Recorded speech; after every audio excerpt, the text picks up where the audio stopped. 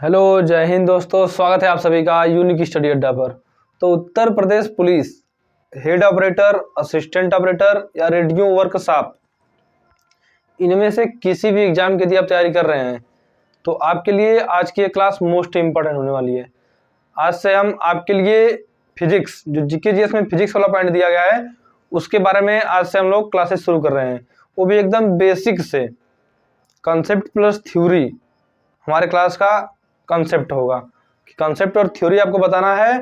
यदि आपको कोई बता दिया जाए तो आप न्यूमेरिकल में यदि क्वेश्चन आएगा तो उसको भी कर लेंगे। तो कॉन्सेप्ट और थ्योरी वाली आज की हमारी क्लास होगी, और वो भी एकदम बेसिक से।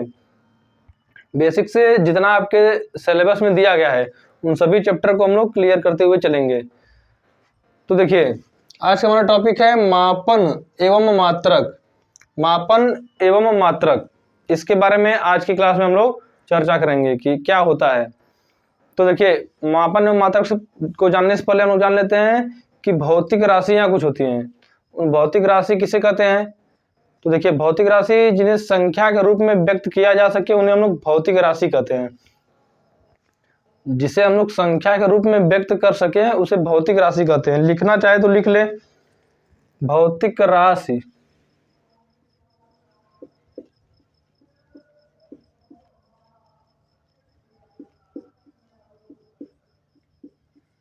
जिसे संख्या के रूप में व्यक्त किया जा सके उसे भौतिक राशि कहते हैं।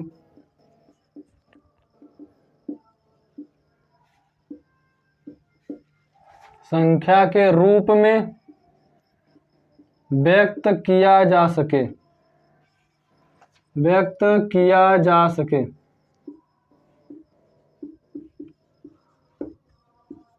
उसे हम लोग भौतिक राशि कहते हैं। तो हो गया भौतिक राशि। अब आपको बता दें कि भौतिक राशि को हम लोग दो प्रकार से पढ़ते हैं। एक मापन एवं मात्रक के आधार पर इसे दो प्रकार से बांटते हैं। एक मापन एवं मात्रक के आधार पर बांटते हैं और दूसरा बांटते हैं सदिश एवं अदिश के राशि के आधार पे। भौतिक राशि है तो एक हो जाएगा मापन एवं मात्रक के आधार पे और दूसरा हो जाएगा सदिश एवं अदिश राशि के आधार पे। इन्हीं दो प्रकार से हम लोग बांटते हैं भौतिक राशि को। तो देखिए, पहला हो जाएगा आपका मापन एवं मात्रक के आधार पर, मापन एवं मात्रक के आधार पर, और दूसरा आपका हो जाएगा सदिश एवं अदिश राशि के आधार पर, सदिश एवं अदिश राशि के आधार पर। इन दो प्रकार से हम लोग बांटते हैं भौतिक राशि को। तो भौतिक राशि क्या होता है? जिसे हम लोग संख्या के रूप में व्यक्त कर सकते हैं उसे हम लोग भौतिक राशि कहते हैं। भौतिक राशि को कितने प्रकार से हम लोग बांटते हैं? तो दो प्रकार से बांटते हैं। पहला हो जाएगा मापन एवं मात्रक के आधार पर और दूसरा आपका हो जाएगा सदिश एवं अदिश राशि के आधार पर। अब देखिए, मापन एवं मात्रक के आधार पर कितने प्रकार के हो जाएंगे? तो तीन प्रकार के हो जाएंगे। एक हो जाएगा मूल राशि, दूसरा हो जाएगा व्युत्पन्न राशि, तीसरा हो जाएगा पूरक राशि। तीन प्रकार से बांटेंगे। तो लिख लीजिए यहां पर, एक हो जाएगा आपका मूल राशि, दूसरा आपका हो जाएगा व्युत्पन्न राशि, व्युत्पन्न राशि, और तीसरा इसमें हो जाएगा पूरक राशि, पूरक राशि। इन तीन प्रकार से हम लोग बांटते हैं मापन एवं मात्रक को, मूल राशि, व्युत्पन्न राशि और पूरक राशि। तो मूल राशि क्या होगा? मूल राशि ऐसी राशियां जिन्हें व्यक्त करने के लिए किसी अन्य राशि की आवश्यकता नहीं होती है। मतलब ऐसी राशियां जिन्हें व्यक्त करने के लिए किसी अन्य राशि की आवश्यकता नहीं होगी, उसे मूल राशि कहेंगे। नेक्स्ट है आपका व्युत्पन्न राशि। तो ऐसी राशियां जो मूल राशियों की सहायता से व्यक्त की जाती है उसे मूल राशि कहते हैं। और पूरक राशि वे राशियां जो न ही मूल राशि है न ही व्युत्पन्न राशि है, उसे पूरक राशि कहेंगे। तो हो गई राशियां। अब ये राशियां हैं तो इनके कुछ मात्रक भी होंगे।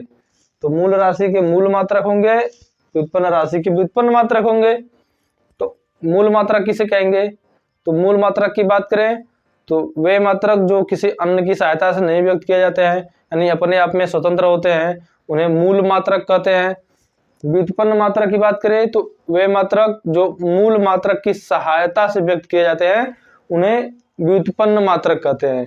उसी तरह पूरक राशि का पूरक मात्रक हो जाएगा, अर्थात जो न ही मूल मात्रक होगा न ही व्युत्पन्न मात्रक होगा, उसे कहेंगे पूरक मात्रक। तो इस प्रकार से हम लोग राशियों को व्यक्त करेंगे। भौतिक राशि देखिए हमने, भौतिक राशि जिसे संख्या के रूप में व्यक्त किया जा सके, इसे दो प्रकार से बांटते हैं, मापन एवं मात्रक और सदिश तथा अदिश राशि के रूप में। मापन एवं मात्रक की बात करें तो मूल राशि, व्युत्पन्न राशि और पूरक राशि, तीन प्रकार से राशियों को बांट दिए। मूल राशि की बात करें तो वे राशियां जिन्हें व्यक्त करने के लिए किसी अन्य राशि की आवश्यकता नहीं पड़ती है, मूल राशि कहते हैं। मूल राशि है तो इसका मूल मात्रक होगा, मूल राशि का मूल मात्रक होगा। मूल मात्रक के लिए भी वही कंडीशन है कि जिसे व्यक्त करने के लिए किन्हीं अन्य मात्रक की आवश्यकता नहीं होती है, उन्हें मूल मात्रक कहते हैं। व्युत्पन्न राशि वे राशियां जो मूल राशियों की सहायता से व्यक्त की जाती हैं, उसे व्युत्पन्न राशि कहते हैं। व्युत्पन्न राशि है तो इसका व्युत्पन्न मात्रक भी होगा, व्युत्पन्न मात्रक यानी वे मात्रक जो मूल मात्रक की सहायता से व्यक्त किए जाते हैं, व्युत्पन्न मात्रक कहेंगे। अब पूरक राशि है तो इसके पूरक मात्रक होंगे। अब देखिए हम लोग बात करें यदि तो मूल राशियां मुख्यतः 7 हैं। तो 7 यदि मूल राशि है तो मूल मात्रक भी 7 ही होंगे। 7 मूल राशि है तो इसके मूल मात्रक भी 7 ही होंगे, प्रत्येक के एक एक मूल मात्रक। कौन कौन से है तो किग्रा यानी किलोग्राम हो जाएगा, द्रव्यमान हो जाएगा आपका, समय हो जाएगा, द्रव्यमान समय हो जाएगा आपका, ताप हो जाएगा, ज्योति तीव्रता हो जाएगा, पदार्थ की मात्रा हो जाएगा। ये सभी 7 कुल मिला के हैं मूल राशियां। व्युत्पन्न राशि की बात करें तो आप व्युत्पन्न राशि बहुत बना सकते हैं मूल राशियों की सहायता से। लेकिन पूरक राशि की बात करें तो इनकी संख्या 2 है, पूरक राशि 2 है और इनके पूरक मात्रक भी 2 होंगे। कौन कौन से है तो एक समतल कोण होता है और एक घन कोण होता है। समतल कोण का रेडियन होता है और घन कोण का स्टेरेडियन होता है मात्रक। तो इस प्रकार से हम लोग इसे पढ़ेंगे भी। अभी आगे हम लोग 7 को नाम लिखेंगे, उसके बाद व्युत्पन्न राशि के बारे में जानेंगे। तो इतना यदि लिखना चाहे तो हम लोग लिख सकते हैं। नेक्स्ट हम लोग बात करेंगे कि मूल राशि कौन सी है और उसके मूल मात्रक कौन कौन से हैं। तो जैसा कि आपको बताया गया कि मूल राशियों की संख्या 7 है, मूल राशियों की संख्या 7 है और 7 मूल राशि है। तो देखिए सदिश अदिश वाला आपका नेक्स्ट चैप्टर है, अगला चैप्टर है, इसमें आपको नहीं पढ़ना है मापन एवं मात्रक में। सदिश एवं अदिश एक अलग चैप्टर है। आज हम लोग पढ़ेंगे केवल मापन एवं मात्रक। तो देखिए मूल राशि हम लोग बात कर रहे थे कि मूल राशि 7 है तो मूल मात्रक भी 7 ही होंगे, ज्यादा तो नहीं हो जाएंगे ना। तो देखिए मूल राशि कौन कौन से है, लंबाई है, द्रव्यमान हो जाएगा आपका, द्रव्यमान हो जाएगा, समय हो जाएगा, ताप हो जाएगा, तापमान, ताप, विद्युत धारा, ज्योति तीव्रता, ज्योति तीव्रता और नेक्स्ट हो जाएगा पदार्थ की मात्रा, पदार्थ की मात्रा। ये 7 हो जाएंगे आपके मूल राशि। मूल राशि 7 हो गए ना, 3 4 5 6 और 7 मूल राशि हो गए। तो 7 मूल मात्रक होंगे, इन सभी के मूल मात्रक होंगे। तो मूल मात्रक हो जाएंगे 7 मूल मात्रक। ये देखिए आपके assistant operator, head operator, radio workshop UP police में जो आई है भर्ती, उसका एग्जाम जनवरी लास्ट या फरवरी स्टार्टिंग में होने वाला है। उसको मद्देनजर रखते हुए आपकी क्लासेस चल रही हैं। एकदम बेसिक से आपको जितना पढ़ाया जा रहा है इससे बाहर आपका क्वेश्चन नहीं जाएगा। फिजिक्स कितना कठिन पूछेगा आपसे, क्या नीट की थोड़ी तैयारी करा रहा है, फिजिक्स से ही पूछेगा। यूपी पुलिस कांस्टेबल के एग्जाम, यूपी पुलिस एग्जाम में तो बेसिक लेवल का ही पूछेगा, तो आप उतना पढ़ लीजिए। तो देखिए लंबाई की बात करें तो लंबाई का मात्रक क्या होगा, लंबाई यानी दूरी। लंबाई की हम लोग मात्रक की बात करें तो लंबाई का मात्रक आपका हो जाएगा मीटर, लंबाई मीटर। लंबाई का भी आपको लंबाई, चौड़ाई, ऊंचाई, ये सब लंबाई के अलग अलग रूप हैं। तो वो भी यदि आप कभी दे दें तो उसका मात्रक भी मीटर ही होगा। ये नहीं कि चौड़ाई दे दिया तो उसका मात्रक मीटर नहीं होगा, ऊंचाई दे दिया तो उसका मात्रक मीटर नहीं होगा। लंबाई यानी लंबाई के अन्य रूप हो सकते हैं, जैसे लंबाई हो गया, चौड़ाई हो गया। नापेगा तो दूरी को ही ना, तो दूरी को नाप रहा है तो उसका मात्रक मीटर होगा। तो लंबाई का मात्रक मीटर हो गया। नेक्स्ट है आपका द्रव्यमान। द्रव्यमान का आपका किलोग्राम हो जाएगा।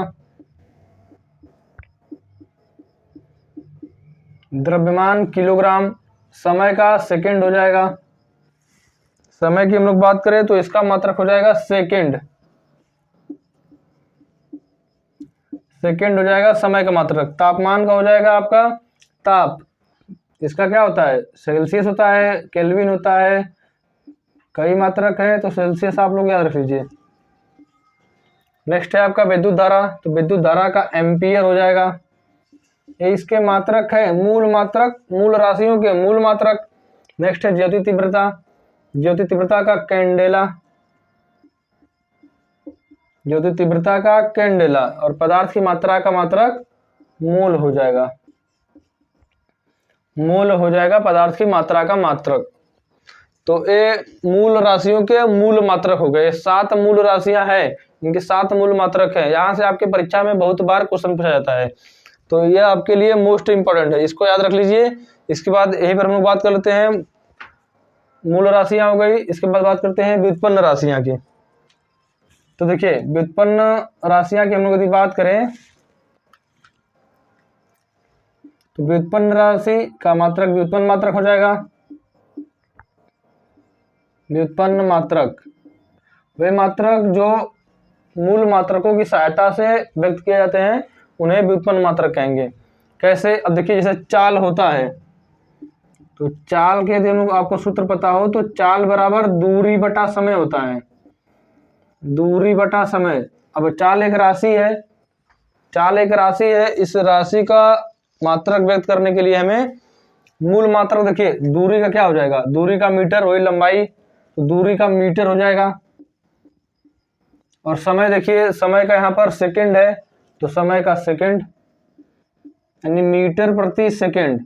अर्थात हम कह सकते हैं कि इसके मात्रक को व्यक्त करने के लिए हमें मूल मात्रकों की सहायता पड़ी, यानी मूल मात्रकों की जरूरत पड़ी इस व्युत्पन्न राशि के, व्युत्पन्न राशि है चाल, इसके मात्रक को व्यक्त करने के लिए। तो हम लोग कह सकते हैं कि व्युत्पन्न राशियों को व्यक्त करने के लिए मूल राशियों की सहायता होती है, यानी व्युत्पन्न मात्रक को व्यक्त करने के लिए मूल मात्रकों की सहायता होती है। तो चाल हो गया। जैसे अब यदि हम लोग एक बार बल की बात करें, त्वरण बात कर लेते हैं पहले। त्वरण क्या होता है, वेग की दर, तो वेग बटा समय, समय परिवर्तन। तो वेग आप लोग सभी जानते हैं, वेग एक अलग राशि है, वेग चाल के ही तरह होता है, परंतु वेग सदिश राशि होता है, चाल अदिश राशि होता है। वेग की बात करें तो वेग का मात्रक आपका क्या होता है, मीटर प्रति सेकंड होता है, और सेकंड एक अलग से दिया हुआ है। मीटर प्रति सेकंड तो वेग का हो जाएगा, और समय का भी सेकंड हो जाएगा, तो मीटर प्रति सेकंड स्क्वायर ये हो जाएगा मूल मात्रक, मीटर प्रति सेकंड स्क्वायर। कहाँ से हमें वेग प्राप्त हुआ, मीटर देखिए इस लंबाई का मात्रक है, और सेकंड स्क्वायर समय का मात्रक है, समय का मात्रक है सेकंड। तो यानी त्वरण कैसी राशि हो गई, व्युत्पन्न राशि हो गई। हम कह सकते हैं कि वे राशियां जिन्हें व्यक्त करने के लिए मूल राशियां या मूल मात्रकों की सहायता पड़ती है उसे व्युत्पन्न राशि या व्युत्पन्न मात्रक कहते हैं। तो इतना आप लोग याद रखिएगा। ये हो जाएंगी आपकी व्युत्पन्न राशियां, व्युत्पन्न मात्रक। नेक्स्ट हम लोग बात करते हैं पूरक, पूरक राशियों की बात कर लेते हैं। यहीं पर हम लोग बात कर लेते हैं पूरक राशियों की।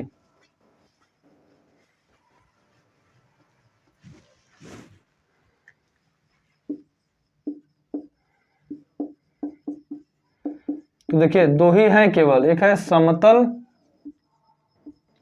समतल कोण, एक हो जाएगी आपका घन कोण,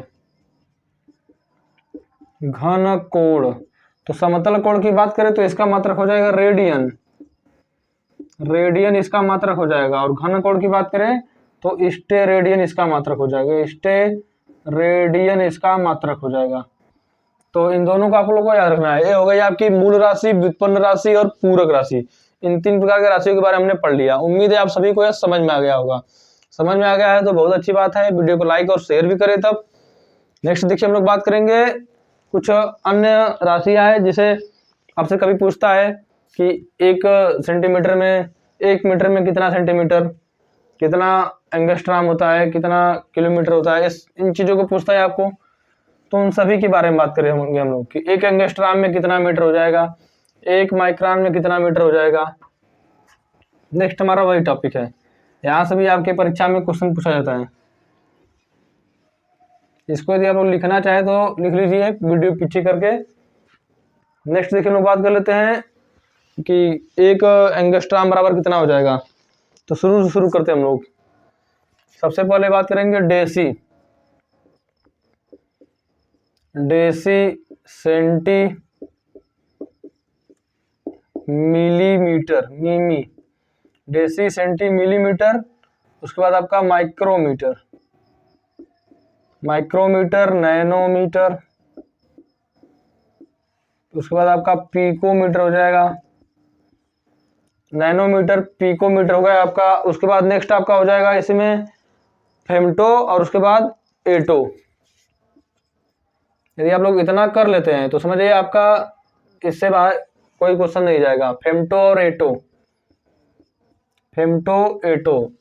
एक देखिए, अब 1 डेसी में बात करें तो कितना मीटर होता है, 1 डेसीमीटर में कितना मीटर होता है, तो 10⁻⁻1 मीटर, इतना मीटर होता है 1 डेसीमीटर में। 1 मीटर में 1 सेंटीमीटर में कितना मीटर होगा, तो 10⁻⁻2 मीटर।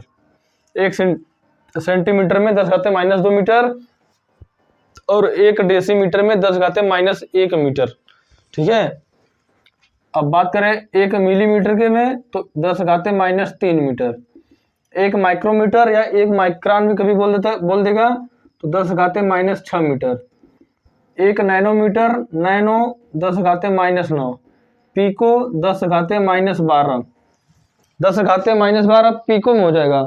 उसके बाद है आपका फेमटो तो 10⁻⁻15, फिर एटो तो 10⁻⁻18 मीटर हो जाएगा। एक और है आपका 1 एंगस्ट्राम,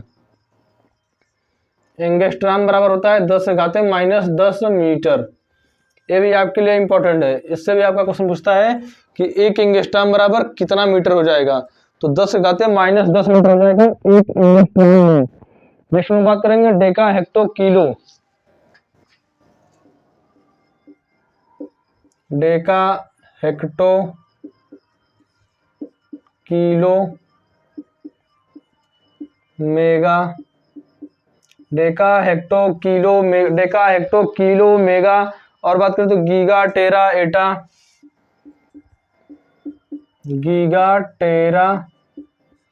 एटा, अब देखिए हम लोग बात करें 1 डेकामीटर, जैसे यहाँ पर डेसीमीटर था तो यहाँ पर 1 डेका किलोग्राम होगा यहाँ पर। तो देखिए डेका किलोग्राम की बात करें तो 1 डेका किलोग्राम में जैसे यहाँ पर 10⁻⁻1 मीटर था 1 डेसी सेंटीमीटर में, वैसे ही डेका किलोग्राम की बात करें हम लोग तो यहाँ पर आपका हो जाएगा 10⁻1 प्लस में 1 होगा, 10⁻1 किलोग्राम। हेक्टो की बात करें तो 10⁻2, किलो की बात करें तो 10⁻3, मेगा की बात करें 10⁻6, 10⁻6 मेगा हो जाएगा आपका, 10⁻6 किलोग्राम हो जाएगा 1 मेगा किलोग्राम में 10⁻6 हो जाएगा। नेक्स्ट है आपका 10⁻9 टेरा में हो जाएगा 10⁻12 और एटा में हो जाएगा 10⁻15। प्लस में है, इधर देखिए माइनस में था, इधर प्लस में है आपका। इसी में एक और नेक्स्ट बात करें तो हम लोग एक्सा भी हो जाएगा, एक्सा तो इसका हो जाएगा 10⁻18, तो 10⁻18 किलोग्राम। 1 डेकाग्राम में 10⁻1, हेक्टो में 10⁻2, किलो में 10⁻3। इसी तरह आपको सभी को याद रखना है। तो ये हो गए आपकी कुछ मात्रक, जैसे 1 डेसी सेंटीमीटर में 10⁻⁻1 मीटर, 1 सेंटीमीटर में 10⁻⁻2 मीटर, मिलीमीटर में 10⁻⁻3 मीटर। तो इस प्रकार से आपके परीक्षा में क्वेश्चन पूछेगा कि बताइए कि 1 माइक्रोन में या 1 माइक्रोमीटर में कितने मीटर होंगे। तो आपको यदि पता होगा कि माइक्रो तो 10⁻6 मीटर। तो इस प्रकार से आपका पूछेगा परीक्षा में, मापन एवं मात्रक के अंतर्गत ही आता है। इसके बाद कुछ और है जिसके बारे में हम लोग जान लेते हैं, जहां से आपके परीक्षा में पूछा जाता है, जैसे प्रकाश वर्ष किसका मात्रक है, पारसिक किसका मात्रक है, खगोलीय दूरी किसका मात्रक है, यदि पूछा जाता है तो इसको भी जान लेते हैं हम लोग। इसको लिख लीजिए इतना। नेक्स्ट है खगोलीय दूरी की बात करें हम लोग, तो यह भी दूरी का मात्रक है।